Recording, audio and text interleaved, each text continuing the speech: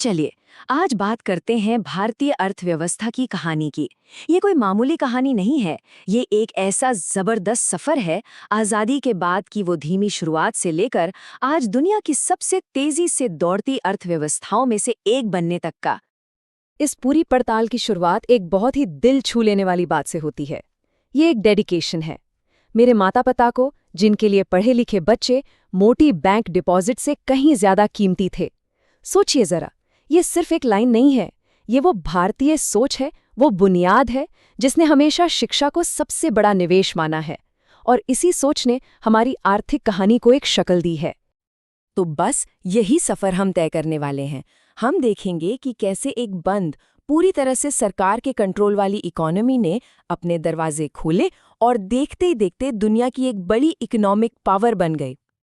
तो कहानी शुरू होती है पहले पड़ाव से, जिसे हम कहते हैं द प्लैन्ड इकोनॉमी एरा।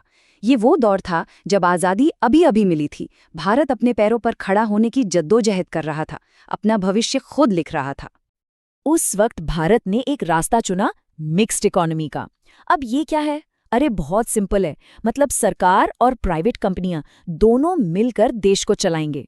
ये मॉडल उस टाइम पूरी दुनिया में काफी पॉपुलर था, खासकर 1929 की ग्रेट डिप्रेशन के बाद। तो भारत ने भी इसी को अपने डेवलपमेंट का आधार बनाया।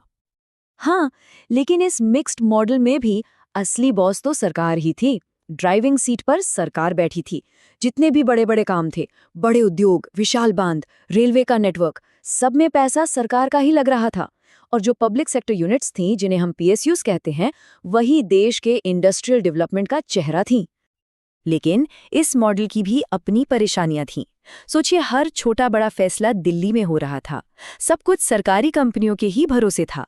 और इस इंडस्ट्री की दौड़ में हमारा कृषि सेक्टर, हमारी खेती किसानी कहीं पीछे छूट गई। बस यही वो खामियां थीं जिन्होंने आगे चलकर एक बहुत बड़े बदलाव की जमीन तैयार की।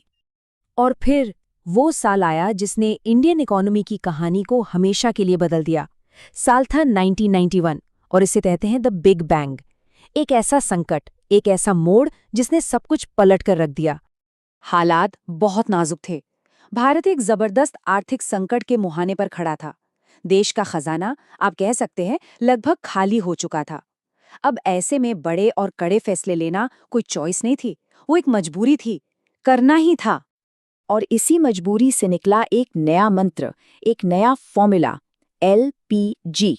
एल मतलब लिबरलाइजेशन, यानी सरकारी कंट्रोल को कम करो। पी मतलब प्राइवेटाइजेशन, यानी सरकारी कंपनियों को प्राइवेट हाथों में दो। और जी मतलब ग्लोबलाइजेशन, यानी इंडियन इकोनॉमी के दरवाजे दुनिया के लिए खोल दो। अब ये बदलाव कितना बड़ा था, इसका अंदाजा आप इस बात से लगाइए। 1991 से पहले का भारत और 1991 के बाद का भारत, ये दो अलग अलग देश लगते हैं। पहले जहां हर चीज पर सरकार का कंट्रोल था, अब मार्केट को बागडोर दी जा रही थी। पहले फेरा जैसा सख्त कानून था, जिसकी जगह अब लिबरल फेमा ने ले ली। नतीजा, विदेशी निवेश का रास्ता साफ हो गया। तो इन रिफॉर्म्स ने भारत के लिए एक बिल्कुल नए आर्थिक युग का दरवाजा खोल दिया। चलिए अब देखते हैं कि इन बदलावों ने देश के ग्रोथ का वो नया इंजन कैसे तैयार किया। इन सुधारों के बाद एक चीज जो भारत के विकास के लिए बहुत जरूरी हो गई, वो थी FDI, यानी फॉरेन डायरेक्ट इन्वेस्टमेंट। देखिए, जब बाहर की कंपनियां भारत में पैसा लगाती हैं, तो वो सिर्फ पैसा नहीं लाती हैं, वो अपने साथ नई टेक्नोलॉजी लाती हैं, नए जॉब्स बनाती हैं, और इसी से ग्रोथ की रफ्तार तेज होती है। और ये एक जबरदस्त शिफ्ट था। प्राइवेट सेक्टर, जिसे पहले साइडलाइन पर रखा गया था, अब वो गेम में आ चुका था, बल्कि अब वही ग्रोथ का मेन इंजन बन गया था। अब यहाँ पर भारत की कहानी ना और भी ज्यादा इंटरेस्टिंग हो जाती है। देखिए, ज्यादातर देश एक सीढ़ी चढ़ते हैं, पहले खेती, फिर इंडस्ट्री और फिर सर्विस सेक्टर। लेकिन भारत ने क्या किया? भारत ने बीच वाली सीढ़ी, यानी इंडस्ट्री वाली सीढ़ी को काफी हद तक स्किप कर दिया और सीधे खेती से सर्विस बेस्ड इकोनॉमी की तरफ एक लंबी छलांग लगा दी। लेकिन सवाल ये है कि इस अनोखे रास्ते की, इस लंबी छलांग की अपनी क्या चुनौतियां थी? देखिए, तेजी से ग्रोथ हासिल कर लेना एक बात है, लेकिन उस ग्रोथ को सस्टेन करना और ये पक्का करना कि उसका फायदा सब तक पहुंचे, ये बिल्कुल दूसरी और कहीं ज्यादा मुश्किल चुनौती है। और बस यहीं से हमारी कहानी एक नए और ज्यादा गहरे मोड़ पर आती है। आज की भारत के सामने चैलेंज भी नए हैं, जैसे ईज ऑफ डूइंग बिजनेस को बेहतर बनाना, मतलब यहाँ व्यापार करना आसान हो।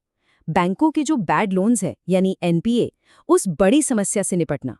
देश का इंफ्रास्ट्रक्चर मतलब सड़कें, पोर्ट्स, ये सब अपग्रेड करना। और हाँ, महंगाई को काबू में रखना ताकि आम इंसान की जिंदगी पर बोझ ना पड़े।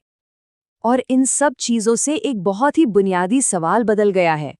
अब सवाल ये नहीं है कि ग्रोथ कैसे करें, अब सवाल ये है कि हमें किस तरह की ग्रोथ चाहिए। ये चार्ट ना इसी बड़े दुविधा को बहुत अच्छे से दिखाता है। एक तरफ देश की कुल कमाई यानी जीएनपी तो लगातार बढ़ सकती है, लेकिन क्या इसकी कोई गारंटी है कि लोगों की खुशी, उनकी लाइफ सैटिस्फैक्शन भी उसी रफ्तार से बढ़े? बिल्कुल नहीं। और ऐसा हम दुनिया के कई अमीर देशों में देख चुके हैं। इस विरोधाभास को एक बहुत ही दमदार लाइन में समझाया गया है। यह घोर विरोधाभासों का युग है। एक तरफ तो हमारे पास ऐसी टेक्नोलॉजी है जिसकी हम कल्पना भी नहीं कर सकते थे, और दूसरी तरफ दुनिया में कम से कम 1 अरब लोग ऐसे हैं जिन्हें पेट भर खाना भी नहीं मिलता। और यहीं से एक ग्लोबल बहस छिड़ जाती है कि क्या इकोनॉमिक पॉलिसी का मकसद सिर्फ इनकम बढ़ाना होना चाहिए या फिर लोगों की ओवरऑल वेलबीइंग, उनकी खुशहाली भी होनी चाहिए। इसी दूसरे आइडिया को कभी-कभी ग्रॉस नेशनल हैप्पीनेस यानी GNH भी कहा जाता है। और ये सब हमें इस पूरी चर्चा के आखिरी और सबसे जरूरी सवाल पर ले आता है। सवाल सोचने वाला है, क्या हमें ज्यादा पर्सनल इनकम के पीछे भागना चाहिए अगर उसकी कीमत हमें अपनी कम्युनिटी और आपसी भरोसे को खोकर चुकानी पड़े? ये एक ऐसा सवाल है जो सिर्फ भारत के लिए नहीं बल्कि पूरी दुनिया के लिए ये तय करेगा कि आने वाले वक्त में इकोनॉमिक डेवलपमेंट का मतलब क्या होगा।